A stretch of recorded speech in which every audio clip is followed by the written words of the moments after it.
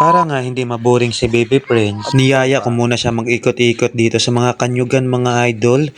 Parang napakaganda ng panahon ngayon kaya ikot-ikot muna kami. Pag March, April, May lang talaga kami makalakad-lakad dito sa lugar na to mga idol. Kasi nga pag tag-ulan nako maputik dito at ang tagal-tagal tumuyo.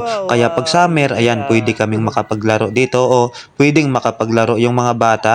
Tulad ngayon mga idol, holiday, walang pasok. Kaya ito may kalaro si Baby Prince.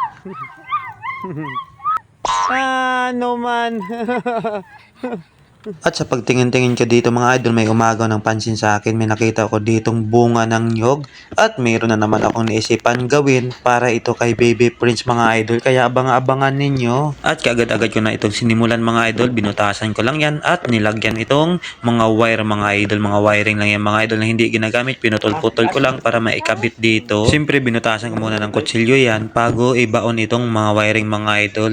Ito yung bunga lang to ng niyog mga idol. Di ko alam kung ano tawag sa inyo. Pero dito sa amin, sa Aklan, tinatawag itong bukol. O, di ko alam kung ano tawag sa inyo. Kung ano man tawag sa inyo dyan. O iba man yung tawag sa inyo. Paki-comment ka mga idol para malaman din natin.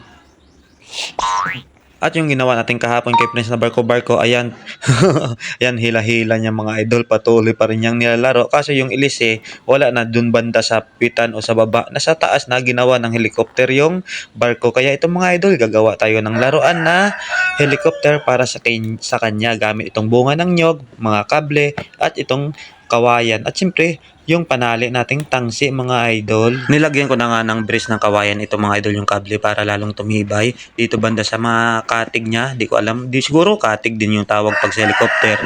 Kasi pag sa mga bangka, katig tawagin Baka dito sa helicopter, katig din siguro. Katig ng bangka at ito'y katig ng helicopter. Yan, tama naman siguro.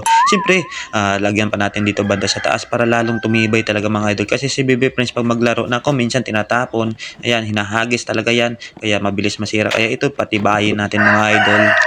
Nagpatulis na nga ako dito ng kawayan at itinusok dito sa puwitan mismo ng niyog mga idol. Yan yung gagawin nating buntot ng helicopter. Ganyan lang kasimple mga idol. Diskarte lang tapos lagyan natin ng parang ano niya dito, lagayan ng ilisi o yung pinakabuntot niya talaga. Simple tatalian lang natin ng tangsi yan. Mas okay nga yung ganito yung ginagawa ko mga idol para hindi tayo maboring. Nako, pag nakatambay lang tayo dito, halimbawa natapos na yung gawaing bahay natin, nako, napakatagal ng oras, napaka-boring mga idol. Sumasakit lang yung mata natin sa kapanood ng cellphone at sa TV mga idol. Mas mabuti pa itong may ginagawa mga idol. Kahit pang bata lang to, nako, maging isip bata muna tayo para sa anak natin. Nagbutas na nga ako dito sa bandang taas mga idol para mailagay itong dynamo at saka yung sirang power bank natin na inayos lang mga idol. Ito dito na rin natin ikabit. Diyan natin, yan yung gagamitin natin para magkaroon ng LC yung helicopter natin. At syempre tatalian din natin yan mga idol para hindi mahulog. At ikinabit ko na nga itong LC mga idol. At ito na nga yung kinalabasan.